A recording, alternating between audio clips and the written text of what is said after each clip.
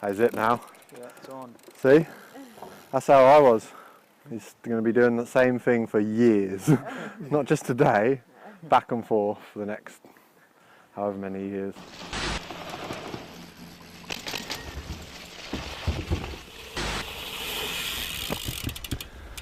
This is Crower. This is where I started to ride when I was 11 years old.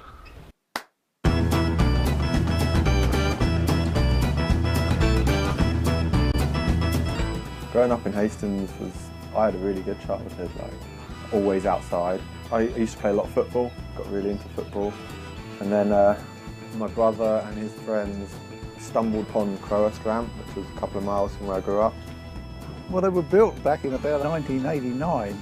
It was myself and a couple of other parents from the village who did it originally. Daz appeared, I think, in around 94, something like that. He was about 11.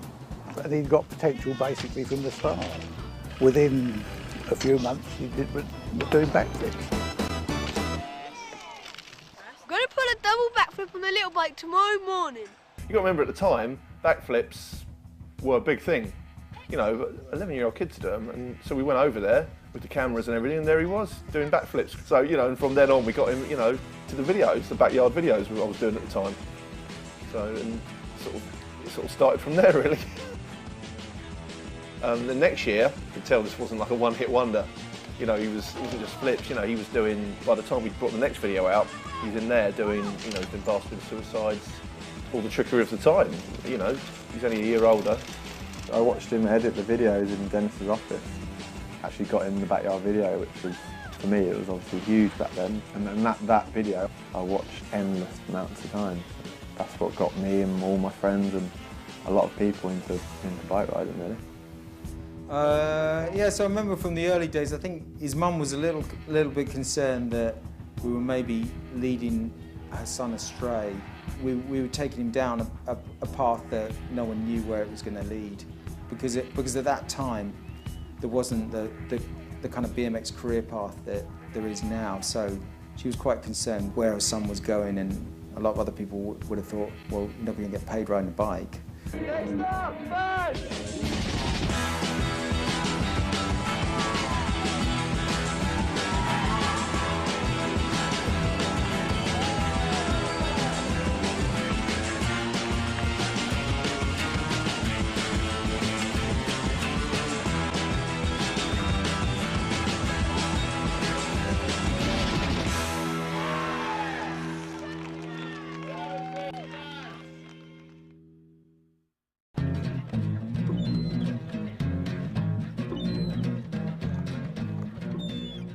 Stu and Ian had always helped me out. They'd always given me like the odd bike part and helped me out. So I never really had money to buy my own stuff, really. But yeah, we employed him, and then the dilemma became the regular thing was, look, you need time off to ride, or you need time off to film, or go to contests, or go on tours and stuff like that. So it came to a point where we had to say to him, look, you've either got to focus on the job or focus on riding, you know, one or the other. I was obviously always keen to go away, and I made it clear to Ian and Stu that I like to ride in competitions and stuff. So I'd always watch videos of those guys going away, like jumped in the back of the van. I think the first thing we did was go to the newsagents and buy like loads of beers.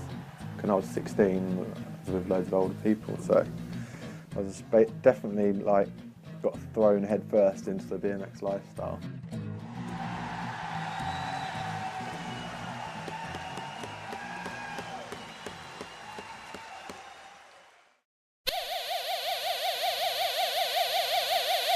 Baz is like a professional rider. He can do it all. You could take him to any spot, from a vert round to a bowl, some trails, street. Yeah, I started filming Baz loads for Number 10. With Number 10, Baz was really known sort of before that section as sort of being a ramp rider. So Baz really put everything into getting street clips for his part. He really wanted to sort of show that he could ride street in that, and you know, he put everything into it.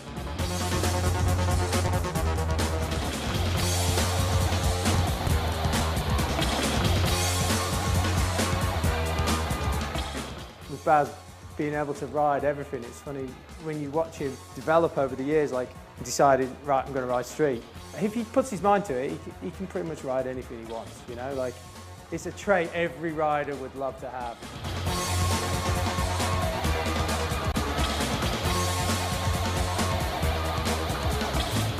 He could do everything opposite, both, but it didn't really faze him, I think. He just did it. It wasn't like, oh, I'm going to try and do this opposite. Like that cover of Dig magazine where he has doing a switch rail. We saw this rail, and then Baz just did it opposite, straight out of the van as well. It was pretty unreal.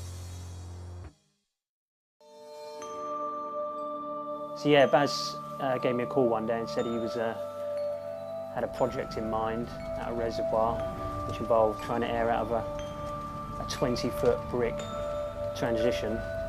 And I suppose if anyone else had said that, I would have probably doubted them or asked a few questions. But with Baz, it was a bit more like, okay, when we go in. I'd called out airing it before I'd even got there or seen it. Never been there before, and I was like, no, yeah, we're going to film it, and I'm going to air it, and never seen it in my life. When we actually got there, I remember walking up to the thing and just sort of it kind of hit me as in, you know, is it even possible? I was more worried at that point about how I was going to get into the reservoir, you know, let alone how Baz was going to get out of it.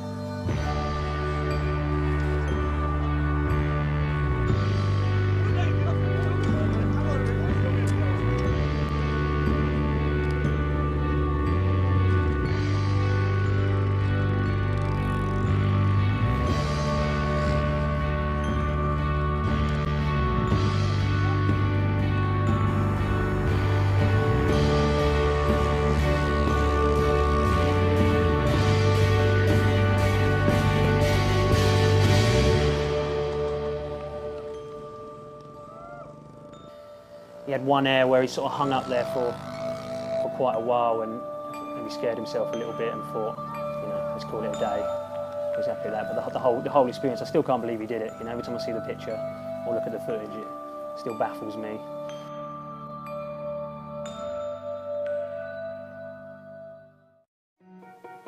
Just been really lucky, really, with all the places I've got to travel to. It's funny how you can go from your first ever trip, getting in the back of a van, driving all night, and then next thing you know, years later, you're in a helicopter flying to a spot in the middle of the desert in Argentina.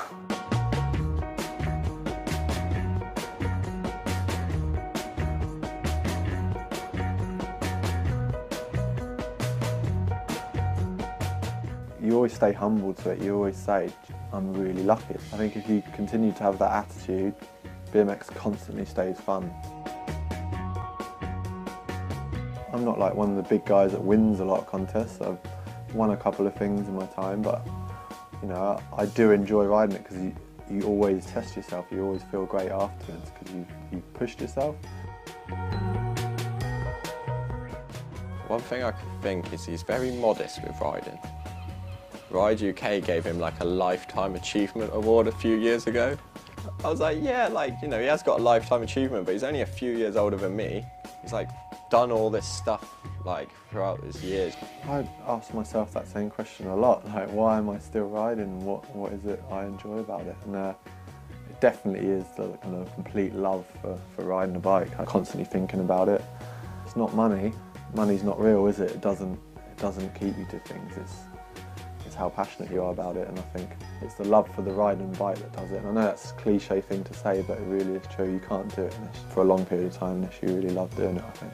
Yeah, it seems like he's carved his own path in terms of his riding. He hasn't fallen into the trap of trying to learn new tricks and keep up with those guys.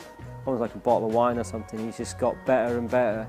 And he's kind of kept it real as well. He hasn't gone down that road of kind of learn all the flip whip tricks and stuff. He could do that easy. I think that's what kind of kept him different from the pack. I think he's just got like one of those styles which just is always sick. Like his style always like stands out and it's like something you will enjoy to watch no matter what. I've waited like 10 years for this project to happen, I wanted to do something with a good backdrop and build something really fun to ride. I don't think because it's big it has to be scary. If you hit something with enough speed and you build it right, it won't be that scary. I've gone up to Wales, and whenever I go up there, all the people in the village or around there talk to me like I'm Evel Knievel. So they're like, you're crazy, you're gonna die? Like, they're literally looking at me as if I'm doing this one-time like stunt. But yeah, I'm really looking forward to it. Going fast and going high in the air never gets old.